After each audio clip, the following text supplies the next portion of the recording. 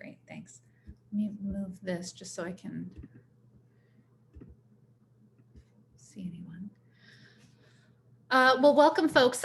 Thanks for joining us again for another communications workshop for this for the CCDBG program. Based on folks' feedback on what would be most useful, one of the big topics we heard is this idea of strategic storytelling, how to collect, package, and share stories in a way that helps us achieve our objectives, the work we're trying to do on the childcare front.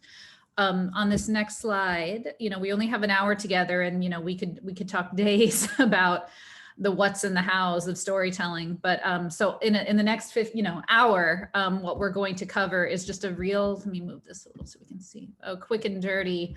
The big highlights of strategic storytelling. What we're going to cover is first, again, like we call this strategic storytelling for a reason, making sure that you are using stories in a way that help you meet your objectives, meaning what are you trying to achieve? Who do you need to reach? What do they need to hear? And then say, okay, well, given those core questions, what kinds of stories do we need to tell in order to move the audiences we need to move and make the change we're trying to see? I think this is a refresher for a lot of folks, but it's, just really getting clear on what makes for a good story. And we'll talk a little bit about how to move good stories to great stories, those that make the most impact. There's this really interesting concept that I want to I'll take a little bit of time about. That's this idea of the kinds of stories that all organizations should have. Think of it like in your storytelling toolbox. There's a few archetypal stories that all successful organizations need to be able to tell. And we'll talk about what those are. And then I also, before we kind of talk about how to package them up, we want to talk about there are some ethical complexities to storytelling, and we need to be mindful of those in order to navigate them and make sure that we're not falling into some common pitfalls when it comes to, while stories can be a very powerful tool, they can actually undermine the work we're trying to do and the communities we're trying to serve if we're not careful. So those are the big topics that we're going to cover. We are a small-ish group, so please, I'll be kind of going along, sharing. It's not the same as being in a room with folks and getting your visual cues as much. So please, jump right in if you have a question or a comment or feedback. If you'd rather share via the text box, which I think is, I'm not sure if it's working. Please do it there if you feel if you'd prefer to share that way. But since we are a small group, please do go ahead and jump right in with any comments or questions you have along the way. So with that, just kind of a quick primer as a reminder to all of us of why are we arguing that storytelling is one of, if not the most powerful tools in a communicator's toolbox? Well, we humans are hardwired to learn through stories. We can talk data, we can talk statistics, we can, the thing is, the things that tend to stick for folks are the things where there is humanity, emotion, and often those are the stories that we tell. You see there, it says it's that idea of sticky memories. When you attach emotion to the thing you're talking about, it tends to stick more in we humans' brains more than those things that are pretty dry. They give, stories boost our credibility. They, they make the topics, which can often be very complex, come alive for folks. I know, it's not that it simplifies so much as it kind of breaks down or opens up the issues we work on for folks and makes it easier for them to connect and relate, right? And they speak to a lot of those values that kind of as different as we all can be, there's a lot that binds us. So tapping into that can be really powerful for the work we do. I mentioned it before, but you're going to hear us. There's a reason the very first workshop we did with y'all was about strategic, communications and kind of those foundational building blocks of smart communication plans. So we're always going to remind folks to start with strategy. So when it comes with stories, again, an approach, a tactic, whatever you want to call it, what does that mean with stories? Again, it's always couching it in, okay, what are we trying to achieve, right? In, big picture goal versus like in the next year or so, or like we're all doing in the next few months and then the next few months after that. But, what are these concrete steps we're trying to take, whether it's securing funding, whether it's securing more funding, whether it's helping folks be really smart about how they use those funds, okay, well, how can stories actually help us move the needle on all those fronts, right? Always, when we're talking about stories, we're always thinking about the different priority audiences we have for a given objective. Organizations could be working on different objectives at once. Different objectives have different audiences, and different audiences have different values and barriers, as we talked about a few weeks ago. So when you're thinking about the stories you need to tell, you need to put yourself in the shoes of your audiences. Again, we talked about values and barriers. What do they care about on this topic? What can we tap into that gets them nodding their heads? But also, what's their best reason to say no to the thing we're asking them to do? And how might the stories we tell help overcome those barriers, right? How the lessons that they walk away with from the stories we tell, how do those help us move them to the action we need them to take? Right. So it makes this kind of general storytelling tool tactic it helps us narrow in on, we don't need to feel overwhelmed about it. Who do we need to reach? What do they care about? And therefore, which stories might be helpful to move them? It kind of narrows down the decision-making process. And a few other key questions to ask on that strategic front. It's the voices. Whose voices do you need to hear? Do your audiences, do your decision makers need to hear? It might be yours, but oftentimes it's the voices of different community members you serve and who they find the most credible, the most compelling, who they have to listen to, whether they want to or not, right? What voices do you need to make sure you're bringing to the table? What experiences do you need to be lifting up? Whose voices are not being heard enough, right? That need to be, right? And just back to the idea of, it kind of falls into that barriers category of what attitudes do you possibly need to shift, and these stories can help you do that with those. Any questions or comments on the kind of the strategic piece of storytelling? And I don't see faces since I'm trying to look at my screen, so I'll trust y'all to speak up if you have any.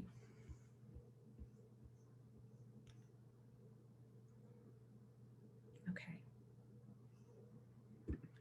And I mentioned this to Jasmine before we began, but because we're recording and because we know a lot of folks are busy and will be listening to this at a later date, we included these kind of reflection slides after each section, so that whether folks aren't able to join us, this kind of gives them the summary of what we talked about. Or for y'all, if you want to share these, make sure you get the presentations. If you want to share these with your networks, with your own teams, these are kind of like, okay, what does this actually mean? How do we actually turn this into a plan? Here's the questions we need to ask ourselves. So given what we just talked through, right? Priority audiences, what kind of stories would you need to tell for them, besides your own, which may be very compelling and credible for those audiences, but in addition to, what other voices do you need to make sure are at the table, right? Those voices and or experiences. Okay, and with that kind of foundation for like why we're telling stories and which stories we need to tell as a baseline, then we want to kind of give you the quick and dirty on the building blocks of good stories.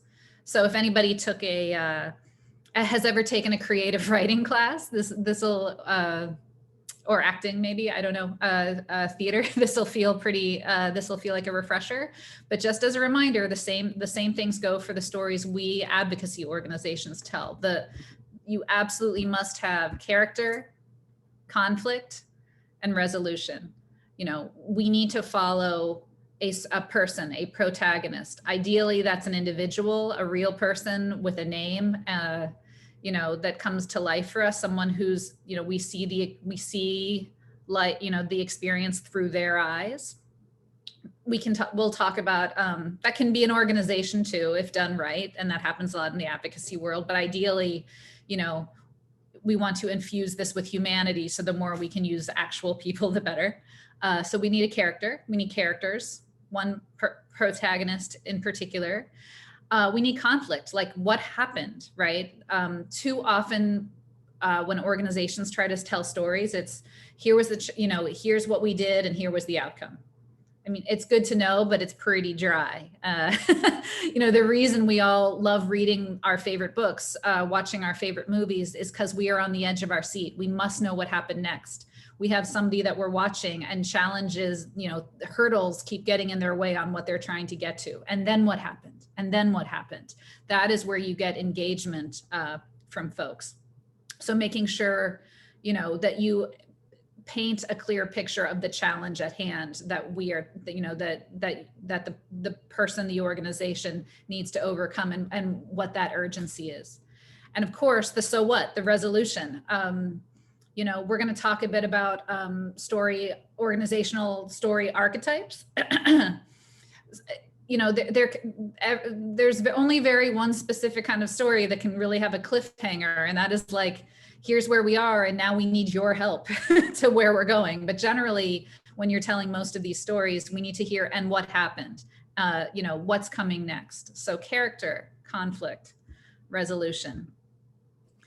Lisa, yes, I'm sorry to interrupt you. I just wanted to mention, since you can't see the chat, that Meryl did make a comment about just appreciating you outlining the different types of stories and how he wished there was more support in that in a previous project that he had. Thank you, Meryl. I hear you there. And this, like I said, this is very much a 1 hour overview. We could do, you know, months-long courses on good storytelling. We can at least scratch the surface of types of stories. And then if you'd like to dig in more, especially for your organization, like, you know, almost like doing an audit, what stories do we have? What stories don't we have? You know, we're happy to, and this goes for everyone, of course, that's watching now or listening later. We are here to help you kind of shore up your own, you know, storytelling house. But thank you for that comment, Meryl. So just a few quick tips that turn good stories into great stories. You know, the basics, of course, of character, conflict, resolution as a baseline. But here is some really important things to remember. Brevity, so clear, like, and you know, it goes without saying, and it's with all communications. How can we be as concise and compelling as possible, as quickly as possible? Very often we don't have very much time with our different audiences. So the quicker we can convey the information, the better. Same absolutely goes for stories. We're not writing books here, right? We're probably having a 5-minute meeting, or we get, you know, as someone's scrolling through social media, or we get one reporter that wants to do a quick story, right? So the quicker we can, you know, kind of distill these stories, the better. All right, just like character, conflict, resolution, these things come in threes. You need the beginning, the middle, the end, right? We introduce the character. The middle is generally where the conflict happens, you know, and then what, and our resolution is the end, right? The more we can do, the more you can paint pictures with your words. Give people and places names, even if they're pseudonyms. How old are folks? You know, what was the weather like? Where are we in time and space? Y'all know, like, we all intrinsically are story tellers and story absorbers, right? So you know the things that get you going. And again, that, like, linking to those universal human experiences, hope, you know, fear, you know, overcoming adversity. What are those things that we can tie into? I do want to share a very quick, this is a 2-minute example. It's pretty slick. We don't all have the resources to do kind of like an animated story like this, but I love how it kind of sums up everything I just explained to you, from character, conflict resolution, to all these kind of best practices you're seeing bulleted out there. It's an oldie but a goodie. It's from about 10 years ago. There was a library in Troy, Michigan that was going to get shut down, and they needed to figure out how to not be shut down. So I'm going to play this for you now, and we can watch kind of all these good building blocks of good stories at play. There once was a library, a beautiful, busy, award-winning library. Unfortunately, times were hard. The city of Troy, Michigan no longer had enough money for its library, so it scheduled a vote asking the townspeople to approve a small tax increase. This angered an anti-tax group known as the Tea Party. Well organized and well funded, they started posting "Vote No" signs, mailing flyers, and making noise. They dominated the conversation, changing the topic from library, books, and reading to taxes, taxes, taxes. With no money and an election less than a month away, the library needed help. They needed something attention-getting, audacious, maybe even vile. So we decided to form a group of our own and started planting signs around town that said, "Vote to close the library August 2nd, book burning party August 5th. The idea of book burning is bad enough, but gleefully making it a party, well, that angered people enough to send them to our Facebook page. You people are sick. This is disgusting.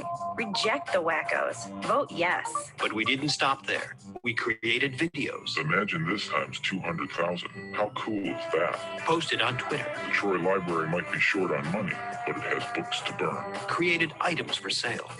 A book bag. How ironic. We placed newspaper ads, created check-ins, posted flyers, and lined up entertainment. You guys are booking a band? People became enraged. Why would you burn books, idiots? This is horrible. Cheap imbeciles. What the is this world coming We to? should burn your signs Complete instead. and total This is idiots. really just pathetic. Jerks. They posted their own links, shared with friends, debated the merits of libraries and the audacity of burning books. The conversation spread from Facebook to city council meetings, from newspapers to TV. It grew from local to national, even international news. Once it reached a fevered pitch, we revealed the true intent of our campaign. A vote against the library is like a vote to burn books. And people started posting, tweeting, and reporting all over again. In the end, we had changed the conversation completely, from taxes, taxes, taxes, to library, library, library. And on August 2nd, the yes voters, voters who don't normally turn out to vote, turned out at levels 342% greater than projected. And the library won by a landslide. The town's library, its beautiful, award-winning library, had been saved. Not every story at the library has a happy ending. Fortunately, this one did. Okay, so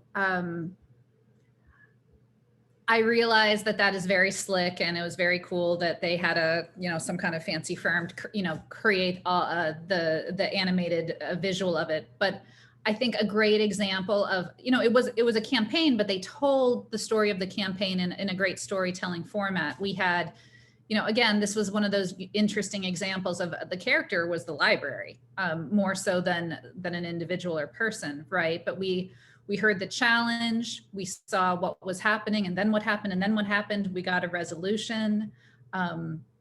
We saw how it worked.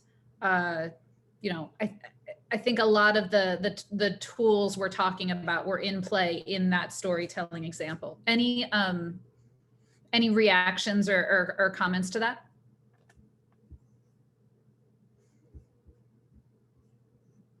Not that you need to, but I like it as a good storytelling example. Hi, Lisa. I'm not seeing anything in the chat. I think Deb mentioned something a little while ago when you were talking about the length of messaging. And then it looks like Meryl appreciated the story that you shared. Okay, great. Thank you. Thank you for letting me, being my translator, or I guess that, appreciate that. And yeah, there's so many examples of great stories we can tell. That one just lends itself well to this kind of Zoom training world that we're in for now. So with that, I want to move over to the next kind of big concept that I think is helpful for folks to think about. And that is when it comes to the stories we need to tell as organizations, or whether it's you as an organization, because I recognize that lots of you work for organizations that are working on a lot of issues, childcare being one of them, right? So think of this both as important stories that organizations need to tell about themselves, but also want to give an issue the kind of stories we need to tell.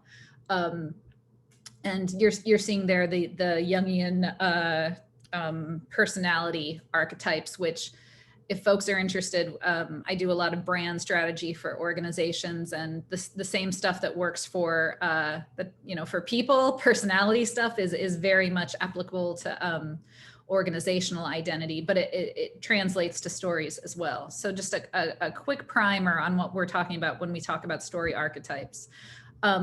There's generally, I would say there's five. Let me get rid of this, make sure you can see. So I would say there's about 5 types of stories that for any issue, generally, maybe 4 or 5, but for any issue or for an organization that you want to make sure you're able to tell. The first is this idea of the nature of our challenge, right?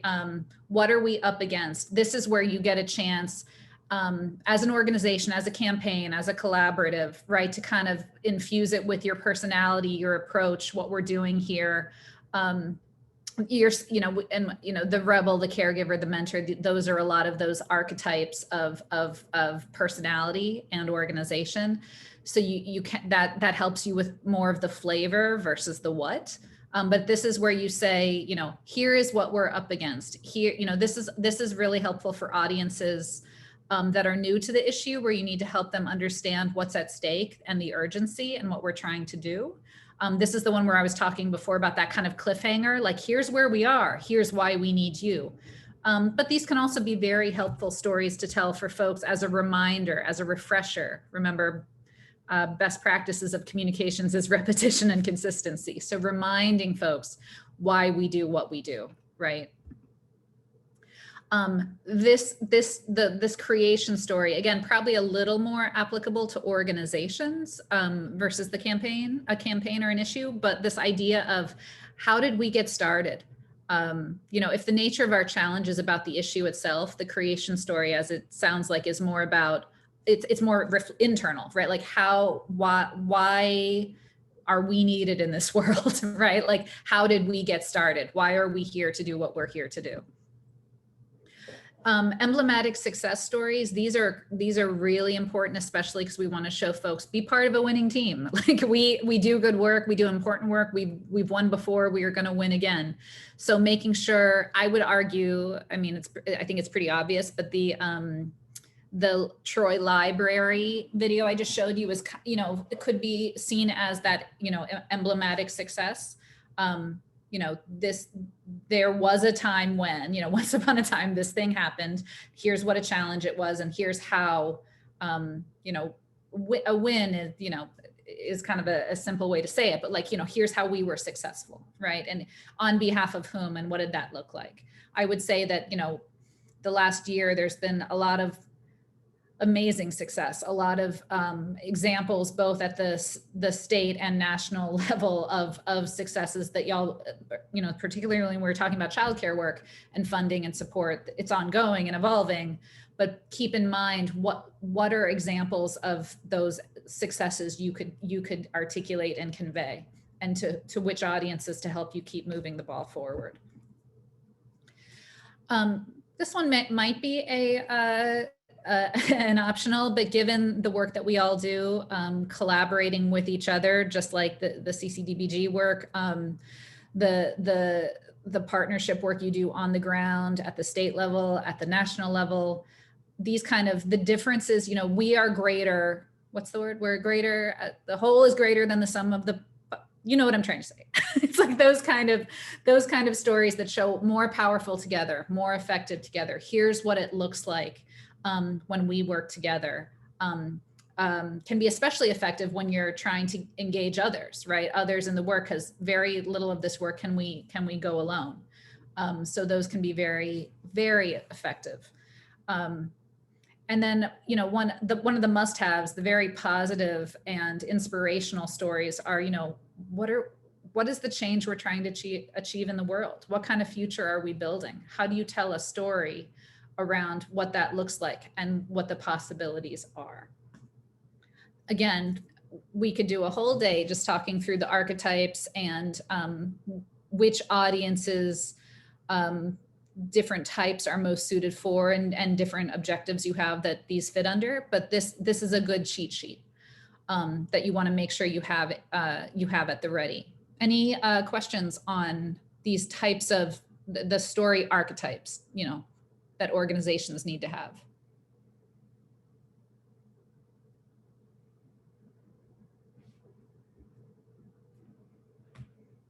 Okay. All right, then. Well, now that we've talked through why stories are such a powerful tool, what makes a good story, and some of the big, you know, kind of categories of stories that organizations need to be able to tell in support of your work, let's get down a little bit to the nuts and bolts of how do we actually go about collecting stories, right? You know, a few questions that you always want to ask yourselves, right? You know, once we know what kind of, you know, like we just said, what am I trying to achieve? Who am I trying to reach? Therefore, what kind of stories do I need to tell to move them?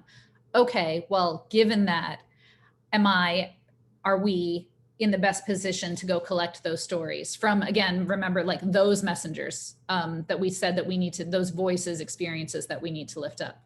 We might be, and that's great. But if not, who is, right? And we've worked, you know, we've been working with all of you for a few months, and with some of you for over a year. And we know that a challenge that comes up a lot is there are some audiences that we are in a great position to talk to and collect stories from. There are some that we personally do not have the relationships with.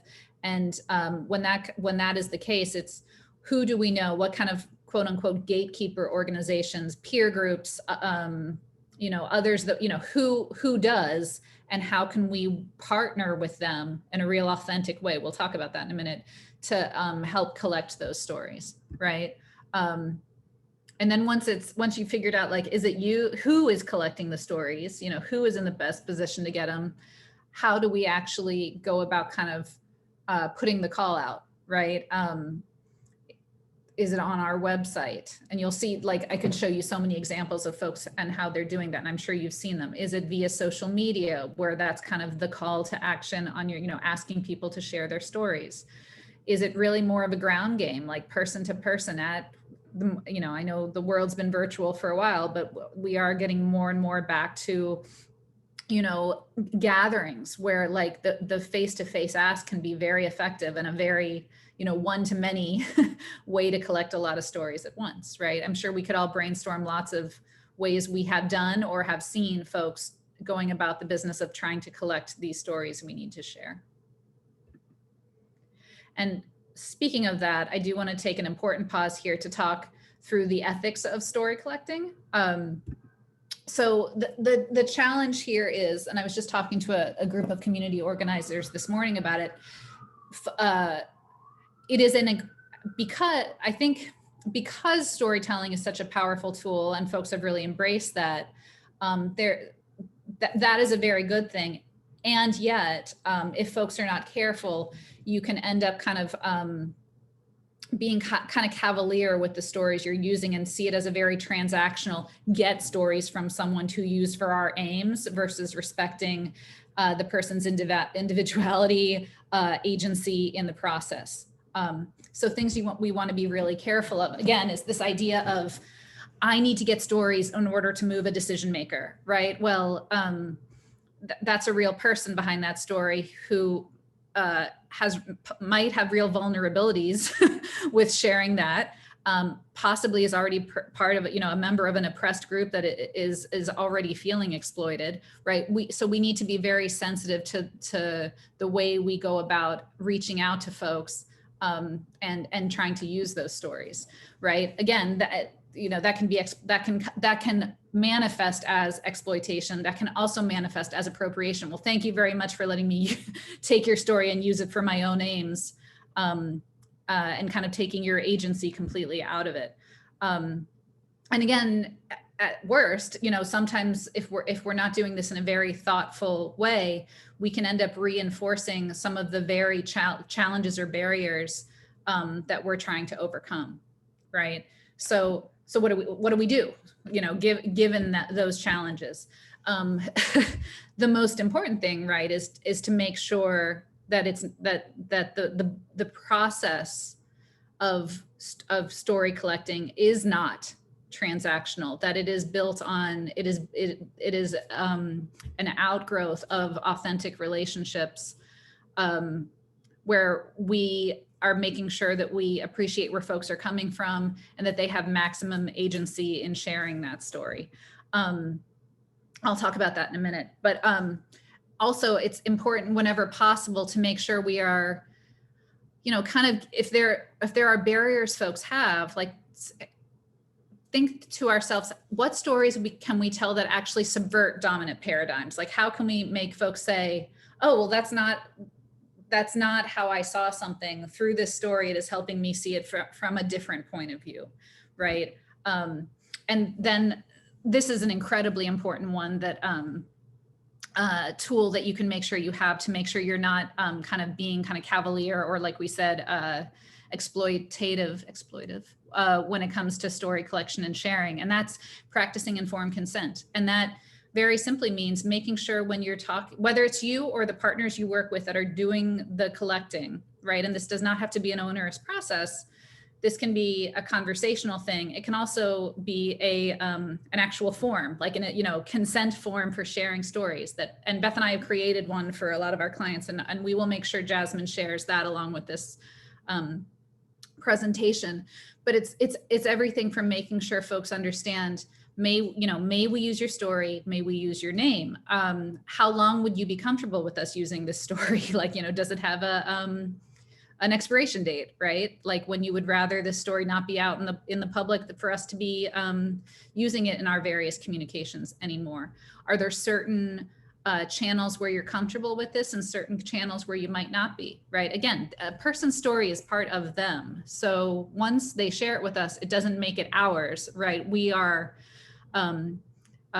carriers of it, right? We are ambassadors of it, but so we need to make sure that we're honoring those folks that we're willing to share as much as possible. So here's again, a quick reflection slide, whether you want to just kind of mull it now or later, or for those that will be watching later. It's not just, remember, it's not just thinking about how you will collect stories, both who will be doing it and how you will be going about doing it. It's also making sure you are paying real consideration to how to ensure that the folks whose stories, the people that are willing to share their stories with you have maximum agency in doing so. Any comments or questions on that piece?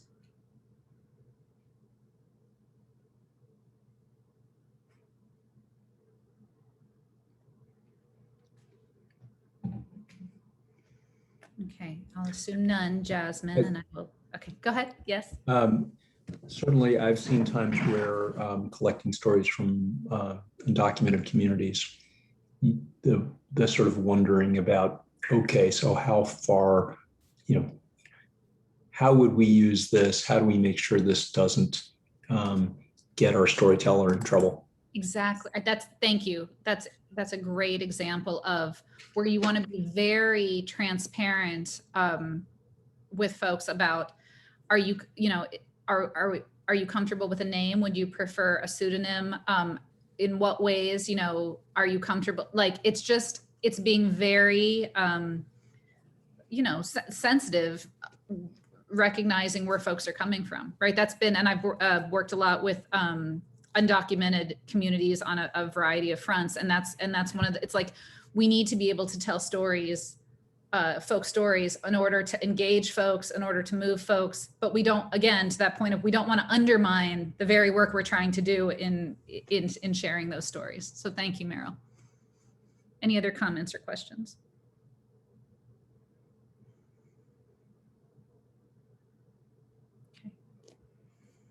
And again, I would hope you like with most of our workshops, I hope this is food for thought and is more of a beginning of a conversation that Kat and I and our team would be happy to continue with you if there's specific opportunities or projects or struggles y'all are having that we can help with. Let me move this screen back so I can see my slides. If I can remember how to do that. Okay. I also thought your point about an expiration date makes sense. You know, I have a great story of a mom talking about how expensive childcare was. And, but if I used it now, her kid is probably in second grade. It's getting a little old. Right.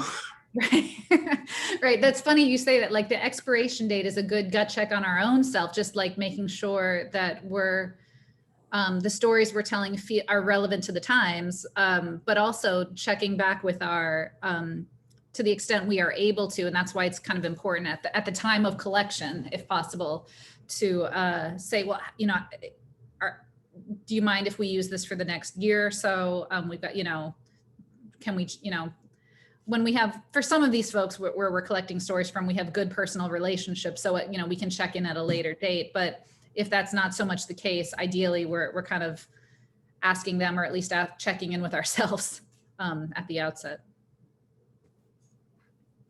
Yeah. Okay, so with that, we're coming down a little bit to the the end here, but we talked about why stories are so important. We talked about strategic storytelling, right?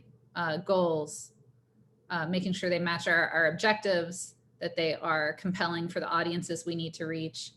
We talked about who collects stories. We talked about how to ethically collect them. Now, this part feels like more of the fun part, but can also be the overwhelming part. But this is the actual execution. Once we have these stories, or at least the raw material of a story, and that can really mean just a Word document of it written out, right? So at least have the building blocks. Where do we share them? I mean, the short answer is everywhere, right? There's so many places it's kind of one of the wonderful things about stories. It's hard, as anybody that's done story collection work, right, knows it is hard work to collect them. But once we have them, it is like a treasure trove if used well and appropriately. And you can package them in so many different ways. And this is where, you know, Kat and I and my team have helped folks a lot thinking through, okay, great, you've got the raw material. Is this part of, you know, do you use this in earned media, right? Like, is it the beginning of an op-ed you would write for one of your local main papers? Is it a visual, you know, like a graphic for social media? Is it actually a video that you can share on your website, on social media, at a town hall? Do these go into the storybooks or visual, like actual pieces, whether electronic or you know, leave behinds for decision makers? There is so many ways once you have the stories to be able to use them. That's why it's so important to get them right in order to run with them. So of course, just as a reminder, we talked about this in our first workshop. The idea isn't that you should use them everywhere, it's that you can use them everywhere. And depending on the audiences you're trying to reach, that's how you kind of whittle down where you need to share. Where are your audiences already going for information, right? Is it social media? Is it those in-person meetings? Where should you make sure that those stories are being used based on where your audiences already are, right? And then the only other thing I wanted to share, just as an example, hopefully for kind of inspiration for folks, is some of you might have heard it at the NWLC's conference in January, but a great example of this work come to life is this is one of our, the grantees, and Kat could speak to it better than I could because she worked hand in hand with the folks, but the Arizona CCDBG grantees were working on a campaign to get more funding from the governor for childcare providers. They had a bunch of good like raw material stories, like some quotes and folks from community members, parents, providers, etc. We worked with them to identify folks that were willing, again, right, informed consent. May we, as part of a larger, campaign to push the governor for funding, can we use your picture? Can we use a quote from you? Are you okay with this being on social media? So we packaged up different versions of longer stories, shorter stories, videos, you name it. This was part of a larger effort that included in-person town halls and childcare meetings, et cetera. But I think, and I have to look at it because I want to not overpromise but not understate. So the result, the governor announced he was establishing a grant program for providers within just 1 week of this big social media push that was all around social media and on ground game push that was all around sharing stories.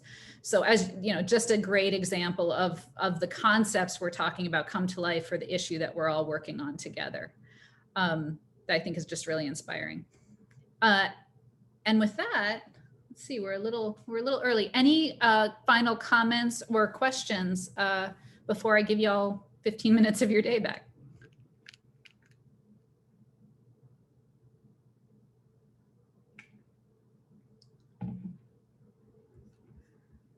Great. Well, I will make sure I will work with Jasmine to make sure folks have both this presentation, the recording, the consent form we talked about, and we'll get that sent out by tomorrow. But please, if any of this sparked additional questions or ideas for work or places where the Red Tree team can be of support to y'all, please reach out. We are here to help, both like we've always said, like on the strategy thinking through side, but absolutely on the implementation. Let's package this stuff up and move some decision makers side too.